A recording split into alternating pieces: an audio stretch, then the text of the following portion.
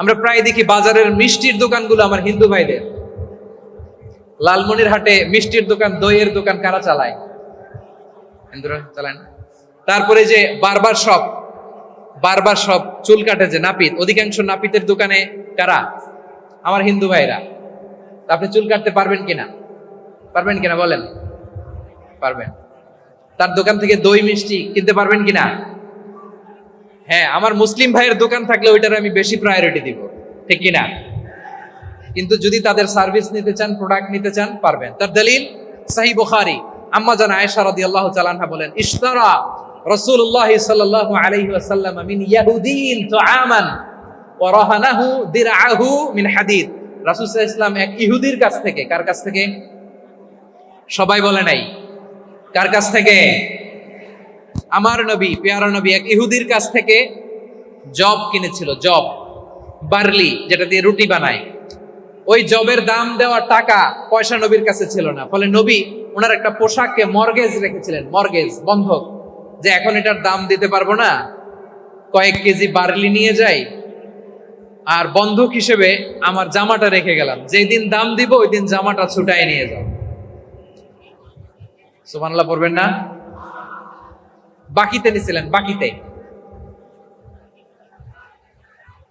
দিরআহু মিন হাদিদ, লোহার তৈরি বর্ম, মানে যুদ্ধের পোশাক, লোহা দিয়ে বানানো। বিশ্বনবী বললেন, কয়েক কেজি জব দাও, টাকাটা পরে দিব, এখন টাকা নাই, বন্ধক হিসেবে, মর্গেজ হিসেবে আমার জামা রেখে গেলাম, যখন টাকা দিব জামা ছুটায় নিব। আওয়াজ করে বলতে হবে সুবহানাল্লাহ। এ থেকে বোঝা গেল অমুসলিমদের সাথে ফিনান্সিয়াল ডিলিং করা যায়, অর্থনৈতিক লেনদেন করা যায়, কেনাবেচা করা যায়, প্রোডাক্ট কেনা যায়। এমনকি আমাদের মসজিদে নববীতে বারান্দায় আপনারা একটা অটোমেটিক ফ্লাইং আমব্রেলা দেখছেন? সূর্য যখন বাড়ে মসজিদে নববীর বারান্দায়, ইয়ার্ডের মধ্যে অটোমেটিক্যালি কিছু আমব্রেলা আছে, সা করে খুলে যায়, আর সূর্যের তাপ লাগে না। আবার সন্ধ্যাবেলায় এই আমব্রেলা গুলো ওরা ক্লোজ করে ফেলে, দেখেন নাই না? দেখছেন? এই মসজিদে নববীকে সর্বোচ্চ উন্নত মানের কনস্ট্রাকশন ইনফ্রাস্ট্রাকচারে ডেভেলপ করার জন্য কর্তৃপক্ষ কিছু অমুসলিম ইঞ্জিনিয়ারের, ডিজাইনারের সহায়তা নিয়েছিল। সুবহানাল্লাহ বলেন।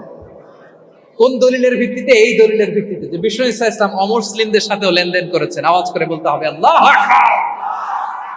শুধু তাই নয়, ইন কেস অফ ইমার্জেন্সি, প্রয়োজনে ইসলামের খাতিরে, ইসলামকে সামনের দিকে এগিয়ে নিয়ে যাওয়ার জন্য অমুসলিমদের সাপোর্ট নেওয়া জায়েজ আছে। সুবহানাল্লাহ বলেন। অমুসলিমদের সাপোর্ট নেয়া, তাদের থেকে অর্থ নেয়া, পলিটিক্যাল সাপোর্ট, পলিটিক্যাল অ্যাসাইলাম নেওয়া জায়েজ আছে। আমাদের অনেক বিশ্ববরেণ্য দায়ীরা আমেরিকায় অস্থায়ীভাবে অ্যাসাইলাম নিয়ে থাকে, নিজের দেশে গেলে ফাঁসিতে ঝুলাই দিবে। যুগ যুগ ধরে দায়ীদের উপর এরকম অত্যাচার আর নির্যাতন আছে না নাই?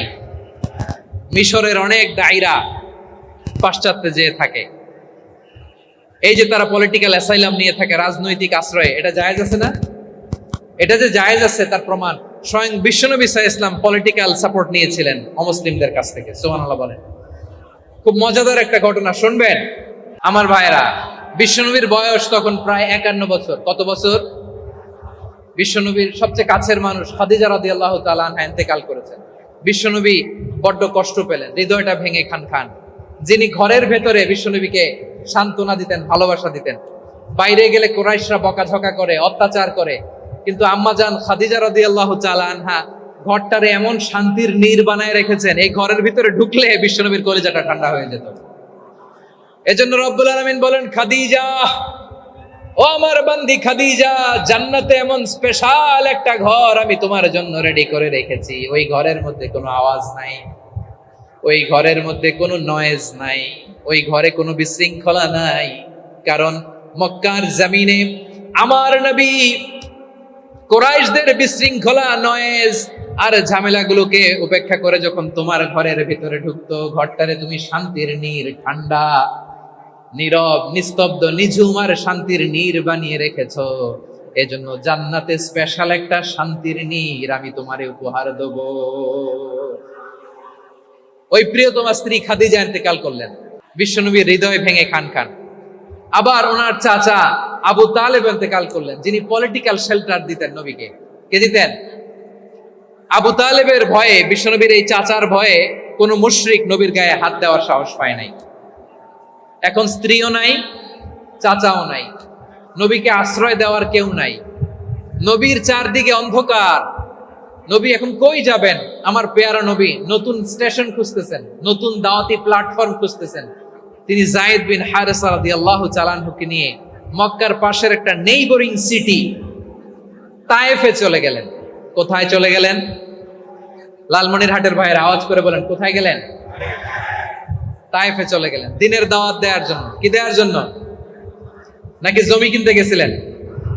জমি কিনতে, দুনিয়ার যশ খ্যাতির জন্য, নিজের কোনো লাভের জন্য? তায়েফবাসীদেরকে জাহান্নামের আগুন থেকে বাঁচানোর জন্য। আওয়াজ করে বলতে হবে, ঠিক কি না? বিশ্বনবী বিশাল মরুপথ, পাহাড়ি পথ পাড়ি দিয়ে তায়েফের মরুজমিনে গেলেন কোরআনের দাওয়াত নিয়ে, ইমানের দাওয়াত নিয়ে।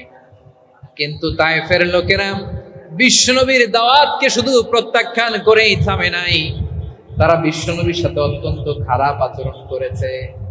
বিশ্বনবীকে শারীরিকভাবে হেনস্থা করেছে, আমার নবীকে শারীরিকভাবে অত্যাচার করেছে, আমার পেয়ারা নবীর গায়ে পাথর মেরেছে, বিশ্বনবীর গা বেয়ে ঝরঝর করে রক্ত ঝরেছে, নবী জামিনের মধ্যে লুটিয়ে পড়েছেন, আবার মেরেছে, আবার নবী হাঁটতে শুরু করলেন, পেছন থেকে আবার মেরেছে, আবার নবী রক্তাক্ত হয়ে জামিনের মধ্যে লুটিয়ে পড়লেন, আবার মেরেছে। বিশ্বনবীর মতো এত সুস্ত্রী মানব, বিশ্বনবীর মতো এত শুভ্র মানব, বিশ্বনবীর মতো এমন চমৎকার দেহাবয়ব দিয়ে রব্বুল আলামিন কাউকে বানান নাই।